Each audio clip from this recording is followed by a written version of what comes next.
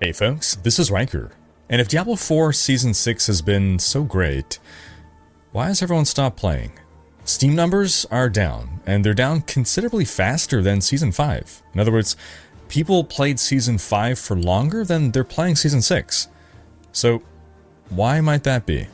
We'll explore that in this video. We'll also talk about the upcoming campfire chat, some concluding thoughts on the Halloween event, as well as touch upon some other gaming news of the week, like the leak of a Warcraft 2 remaster, some Path of Exile 2 news, and more. And as a reminder folks, if you need any tips or guides for Diablo 4, I have all my video content categorized on my website, riker.com, which brings us to a word from this video's sponsor. I built my website using Squarespace, and I was able to do everything myself quickly and easily and with zero education in the field, all thanks to how easy Squarespace is to work with. Squarespace even has a new AI tool called Design Intelligence, which combines 2 decades of industry-leading web design expertise with the latest AI tech to empower you to build a beautiful-looking, personalized website made exactly for your needs and your unique identity. Squarespace even has optimized SEO tools so that you can launch your website and start getting views as quickly as possible. Squarespace is flexible for any kind of website. With tons of design options to pick from, you can easily connect all your social accounts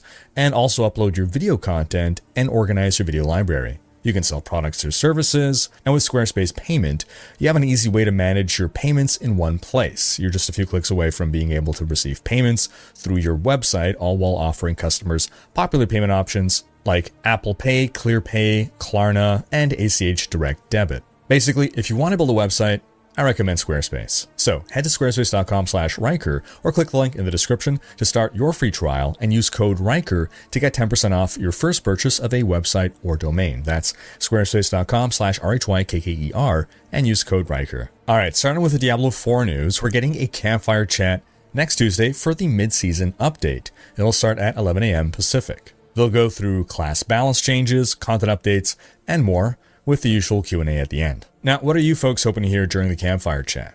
Because as for me, I'm hoping to see some love given to the classes that are not named Spiritborn. You know, give a little shake up to the meta. Now, the Halloween event came and went. We spoke at length about it in last week's video, and I polled you folks earlier this week asking what you thought of the event. 46% of you said it's better than nothing. 36% said you'd rather get nothing. 15% said you didn't like the event, and 4% said you liked the event. Not exactly great numbers all around. And I think for a lot of people, it just didn't really feel like an event was even taking place. One could easily go the entire event without doing a nightmare dungeon and running into any of the shrines. If you had somehow accidentally skipped the splash screen that you get when you load in during the event, and just went straight into the game, you may literally have not even noticed that there was an event going on at all. Now, if we compare this to the Diablo Immortal Halloween event, which ran from October 9th to November 6th, we see that the town hub in Diablo Immortal was decorated in pumpkins and whatnot. Very festive, feels like something is going on, the world is different. Then they brought back a recurring event called Survivor's Bane. It's something they've brought in a couple of times. It's this mini-game with roguelike gameplay, similar to Vampire Survivors, where you have to defend against endlessly spawning enemies while collecting experience orbs to earn new skills. And while they didn't make this event for Halloween, they did give it a Halloween twist with themed monsters. And they also brought back an event called Howler Hunt, which is basically Immortal's spin on Among Us. Both of these are full-on mini games built into Diablo Immortal, and playing either of these mini games earns you a currency that you can use to then buy some headless cosmetics. Then outside of those, there's also other cosmetics that you can get via a limited time Phantom Market, which is basically cosmetics via loot boxes, but everyone does get one free loot box with a random cosmetic in it. After that, yeah, you gotta spend money. Then there's also some special event cosmetics that you can unlock that you can only use during the Halloween event every year. So kind of like Halloween costumes.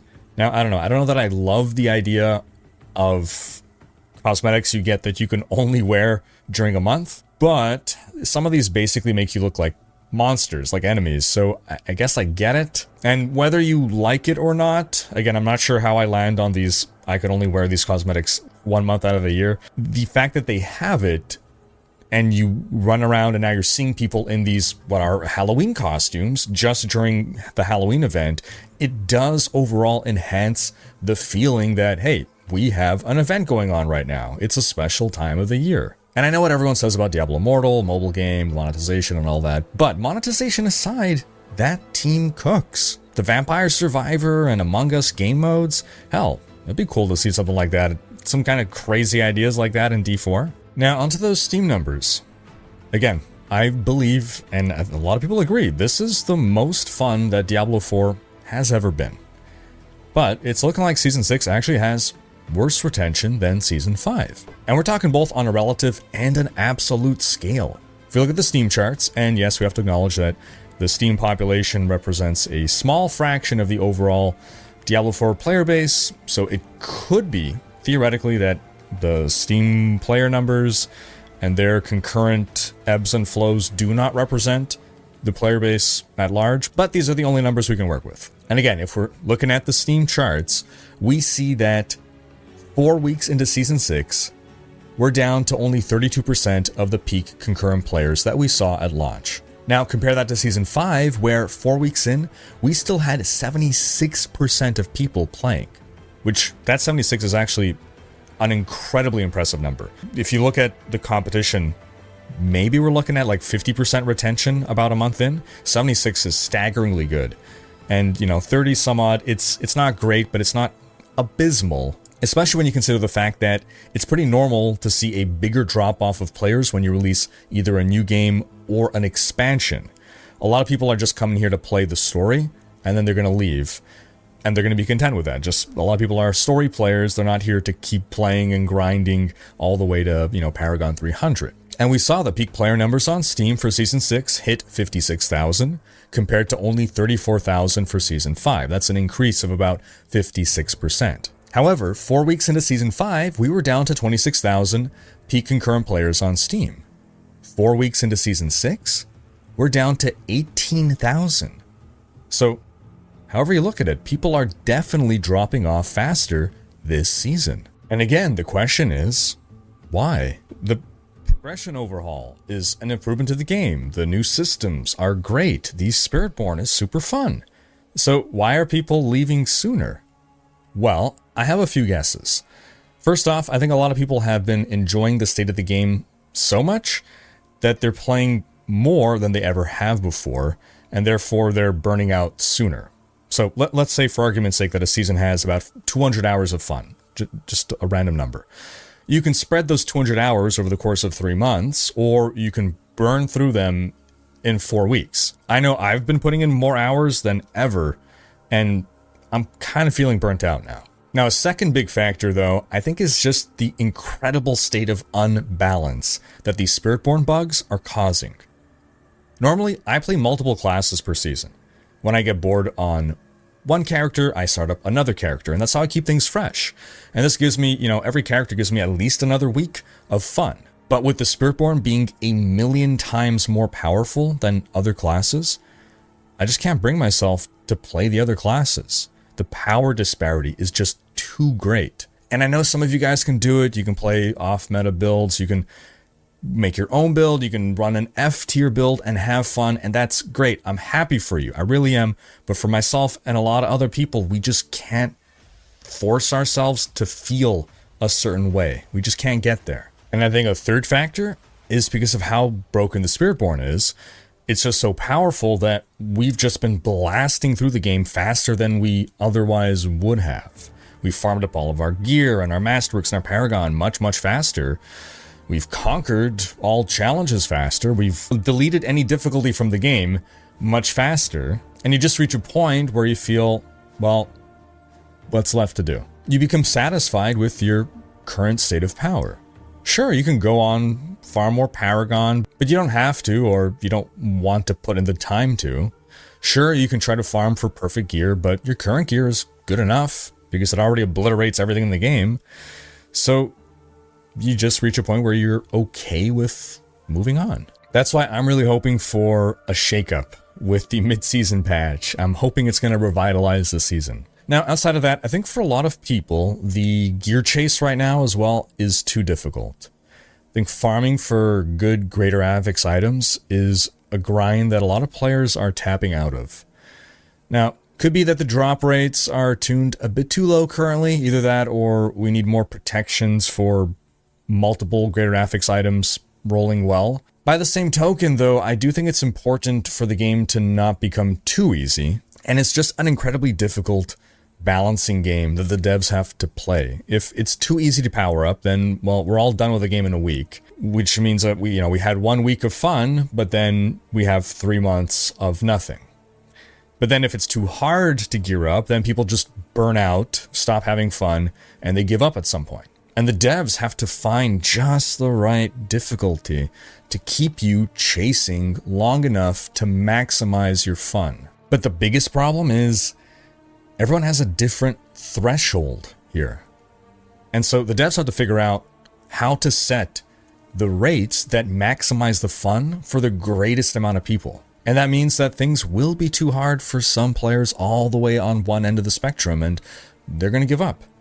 And that means it'll also be too easy for players on the other end of the spectrum who are going to farm up everything really quickly and then move on to other games. But finding the precise balance point for your player base, that's really hard.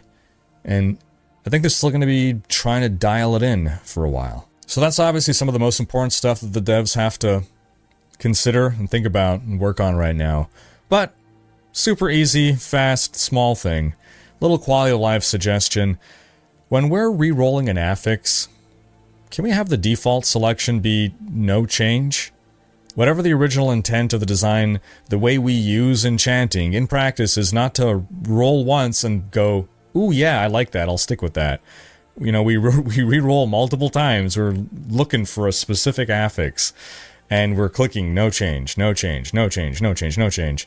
Which on a mouse isn't the end of the world, but on controller it's even worse, so it would just be a nice little UX change to default the selection to no change. In other news, it looks like Blizzard has a remaster of Warcraft 2 in store to reveal for the Warcraft 30th anniversary event. Spotted on Blizzard's content delivery network is a mention of Warcraft 2 remastered internal alpha. Also, ex-user Steven has data mined these images here. So, pretty conclusive. We know that Blizzard is planning to have a stream on November 13th to celebrate Warcraft's 30th anniversary, which they promise will include something for everyone, from old Warcraft fans to new. I'm an old Warcraft fan. I never really got into WoW, I'm just not into MMOs, so a Warcraft 2 remaster would definitely be something for me. The StarCraft remaster was great, as was the Diablo 2 remaster. Yes, Warcraft 3 Reforged was a fail, but I imagine they've learned from that and will likely lean on the StarCraft remaster treatment for Warcraft 2. I'm excited for this one, but we'll know for sure on November 13th. And before any of you get even more excited, the odds of a Warcraft 4 reveal, yeah, not happening. No RTS game has been greenlit by Blizzard in years. Jason Schreier confirmed this in his latest book here. Now, I do believe that now that Microsoft has bought Blizzard, yes, Microsoft does want to be in the RTS space. And I do think Warcraft 4 is a possibility now, but it would be at best in early concept phases now, if we're even there at all. And there's no way that they would reveal it so early. Blizzard does their reveals when a game is maybe 3, max 4 years away, not 5+. Then, in some BioWare news, in a recent interview with the Rolling Stone, it has been confirmed that Dragon Age: The Veilguard will not receive any DLC. And this has nothing to do with the game's reception or sales. They had already stated months ago that there were no plans for DLC, and they wanted the game at launch to be a complete experience.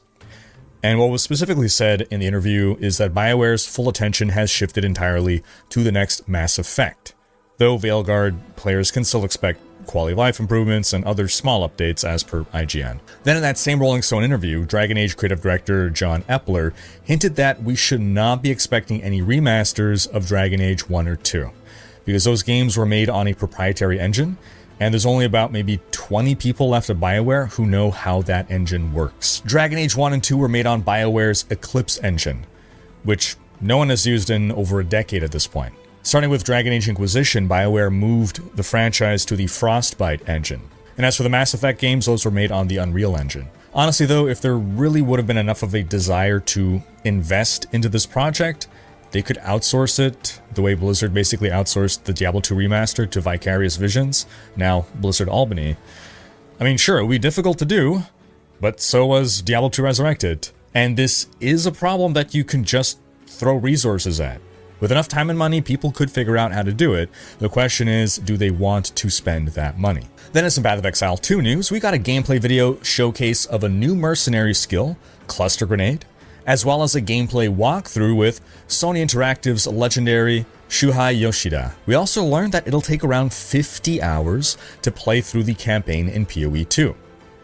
Now, this likely means for a first-time playthrough for an average player, not a speedrun by an ARPG veteran. Apparently, game director Mark Roberts can get through the 3 acts coming to early access in about 5 hours. Then, in an update on the Nintendo and Pokemon vs. Palworld lawsuit, we now have confirmation from Palworld developer Pocket Pair on what exactly they're being sued over. There are 3 patents that they are allegedly infringing upon. The first refers to a game system in which you throw a device to capture an NPC. The second refers to a means by which you can aim the device to capture an NPC, and the third refers to a game system in which you can ride NPCs in certain regions. Now, we'd already speculated about the ball catching mechanic being the culprit here, but riding mounts? That's a little unexpected. Altogether, I don't see how Nintendo and Pokemon even have the right to patent these mechanics, especially when you consider that these patents were filed after Palworld released. Now, Nintendo and Pokemon are seeking an injunction against Pocket Pair, and they want them to pay the equivalent of at least $65,000 in damages. Pocket Pair intends to fight this, which is good for the industry as a whole. I get that Pokemon is butthurt over the success of a game that clearly uses Pokemon themes and Pokemon-inspired designs. Honestly, it is a little suspect that they're able to get away with that, but Nintendo and Pokemon are fighting dirty to take Palworld down. Patenting game mechanics hurts the industry. And on that note, we're going to wrap up this week's video, but do be sure to check out last week's video in which we discussed why having no holiday events in Diablo may be better than having them. Thanks for watching. Special thanks to my Patreon supporters for making these videos possible. If you enjoyed this video, give it a thumbs up, and subscribe to join Riker's Raiders for more gaming content.